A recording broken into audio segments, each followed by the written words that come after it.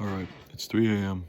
I just tried to delete a bunch of stuff to make space to make a video, but I have no idea how long this will last, so we'll see. I hate to repeat myself a million times, but that's also the reason I record these is to talk about the stuff that I can't really talk about elsewhere. I mean, amongst other reasons, I'd love to be a voice of inspiration for people, and maybe we'll get there. But it is a pretty drastic comparison to compare where I was before and how really, really happy with that I was and where I am now since my injury. Devastating if I let it be, and I did. But I've reached a point where I really just have to just not care and accept it and be okay with it. And that's been terrible and terribly hard. But it's the only way to move forward. And I've realized you have to move forward and you can't live in the past and these mistakes and the burdens and let them weigh you down. And it sucks because it's something that like most people will never endure, won't even know is possible to endure, and won't face these types of problems. They just won't. And I don't want them to, but what I'm saying is, it's made me feel pretty unfortunate in that way. But I want to move forward. And I hate that I feel that this year has been pissed away. I look back at my memories and I see, all the, like just now looking back through for things to delete, videos, texts, pictures, especially stuff in like old text messages. And it's lots of good memories from 2022. And then the few things that I did in the past year or two since coming home. But it's all the memories of like when I was in Colorado in college, when I was in Florida for a bit, when I worked on the movie jobs that I had. And it's all in the past. It all feels like lifetimes ago, like different massive stages. And when I look back at this past year, that feels that way too now. That was a big stage of going through all this grief. And I feel pretty happy to say I feel I'm really coming out of it on the other side. And I see a lot ahead of me. Just because I've come to accept it now. But I still want to work on it. I think I really can make improvements. I hope they're really noticeable improvements and improve my quality of life a lot. I haven't actually fucking done them. It's been an entire year since my injury now, and I haven't done these treatments. And the main reason kept being money, but even when I did have the money, I wanted to spend it instead on going out, instead of on this. And I can't rationalize or justify that, aside from just that I thought my immediate pleasure was more important, because I felt like it was the only thing keeping me sane to go out on the weekends. I'm sick of being here, but hopefully it comes to an end soon. I was just at a festival. It didn't go as good as I wish it had for myself, like the way I felt, because I just didn't get any sleep. I just made a video about this right before this one. But I talked to a guy and he was explaining like, oh, what are you doing? Where you been? Whatever. And I said, well, I finished college 2 years ago. I came back for a bit. I went to Florida, and now I'm back again. And he goes, why would you ever leave paradise to come back here? And I wanted to say, buddy, I didn't fucking choose to.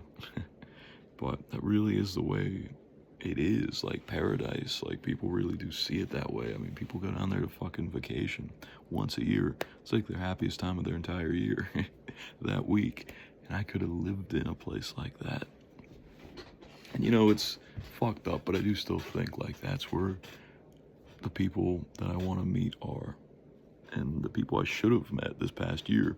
I could have had neighbors that I would have become so close with. I mean, I became really close with my neighbors in Denver.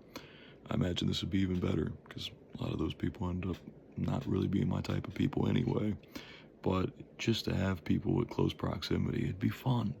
It'd be like a sitcom, you know? And I don't think that's idealistic. I think that's realistic. And then just having like living in a place full of young people moving from all over to be there. I mean, I actually was starting to have a bit of a social life here. Starting to hang out with one friend again. Feels like he's already pulled away. I'm having, knock on wood, a lot of luck with women recently on dating apps. But, you know, I'm not really like thinking anything's going to be real long term given I'm leaving. But it has been going well. Again, knock on wood, but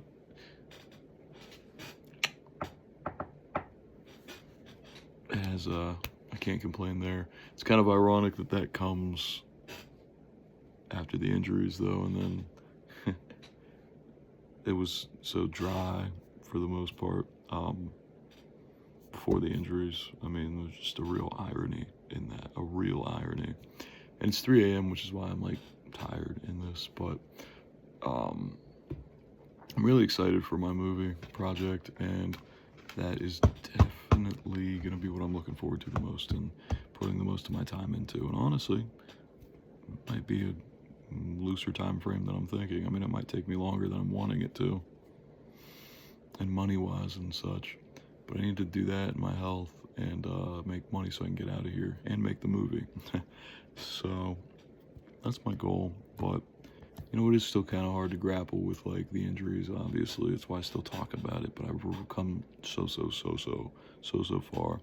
I've realized no one really gives a fuck. Like my friends or whatever have quit texting me back whenever I want to text them about my problems. Even the ones who are like, "Oh, like I'll be there for you, bro," and I'm like, nobody's there for you. Like I get it. People don't really just don't give a fuck that much. And maybe it's not personal, but like they're only there when it's convenient, and that's just people. That's what people are gonna do. No one's gonna just like bend over backwards to be there for you all the time. And anyone who does really cares a lot about you, and they're still not gonna be capable of doing that all the time. They're just not. But it's not like I need or expect that from anyone, but like a lot of my friends just won't even text me back. Friends. And when they do, it's when it's convenient to them. So, you know, I've become more independent for sure, but it is nice to have people. And that's why I want to get out here and meet new people. That'd be great for me. I mean, I was talking to a kid, he was obsessed with like getting out of his town in Virginia, which is a bigger place than where I live, where his town is than mine, and moving to Charlotte, which a lot of people in this part of the country really want to go to Charlotte. It kind of strikes me as boring, but that's the same way I feel about Tampa. And he just kept saying like the girls there's so many hot girls there, and there's no one in his town, and there's nothing to do in his town, and there's so much to do there. He could make so much more money, and he just feels very stuck.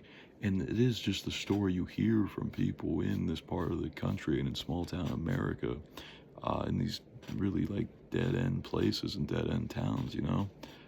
So it's like a real mission to get back to a city. And it feels like a year pissed away with these injuries having come and stuff, but I'm stronger for it mentally. I've said it. I've made a whole video about it, probably multiple at this point. And it is true. Because, you know, they say talking about your problems make them worse. Like, talking about it now makes me feel kind of worse about it. And it won't when I come back and watch it, because this is like getting it out, you know. But it is true. So what I really want to focus on is moving on. I might still bring up stuff when it's on my mind, and I just need to get it out again. But I think the important thing is to focus on moving forward, what helps and what we're going to do. I think that's the best path and the most helpful thing. So I've got real clear vision of what I'm doing moving forward. And you know, this festival was the anniversary of me coming home and having my injury. And I think in a way I sabotaged it to almost make it difficult for myself, whereas it could have been this nice, I don't know the word, redemption type thing. Maybe I just put too much weight on it and stressed it too much. I do tend to do that with some things.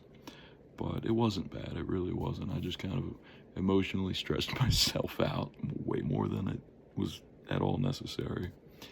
But I'm excited to move forward, you know? and we got to do what we can. That's all we have. That's all there is. So that's pretty much it. It's what you make it, you know. I was deep in despair and felt so hopeless and down and bad, but it's not like that anymore. Just don't think about it that way.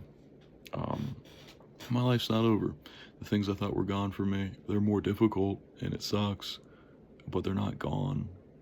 And I know I can do things to make it better, and I hope it can get a lot better. I need to do that soon, like very soon. Honestly, I need to start having really productive days. That was part of what I wanted to talk about.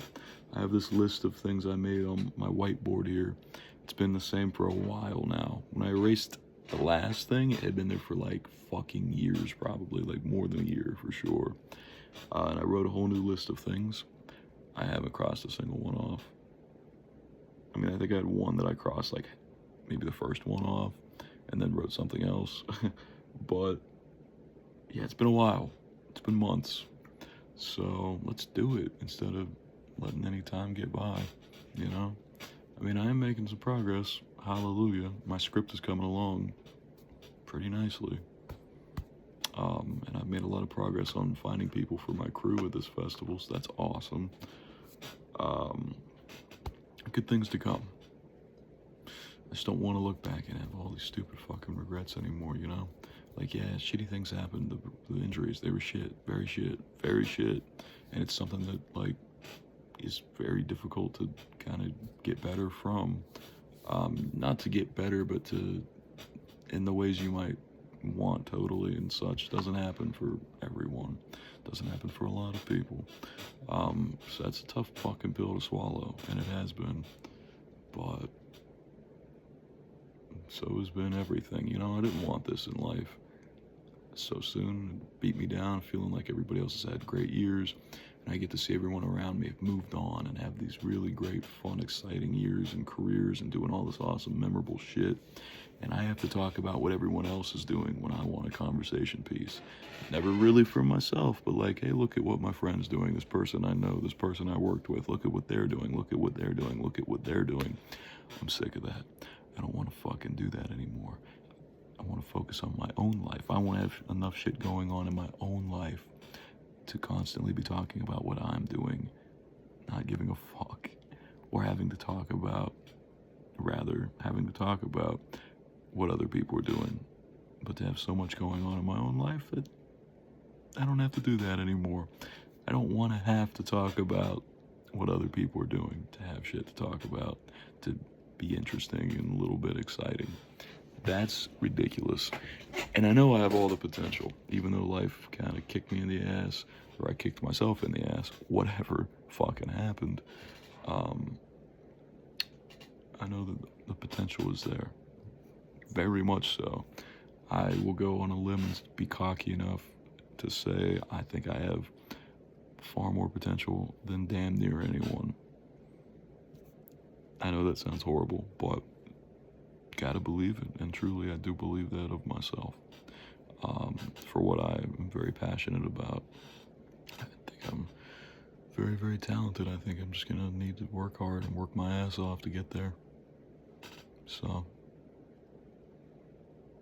let's fucking do it. Can't let life drag you down, man. It's too short. It's way too short. And it's gonna be hard. But I'm learning from it. I'm going through stages, and it's gonna keep coming and going, and it's gonna get better and worse and better and worse and better. So I'm looking forward to it.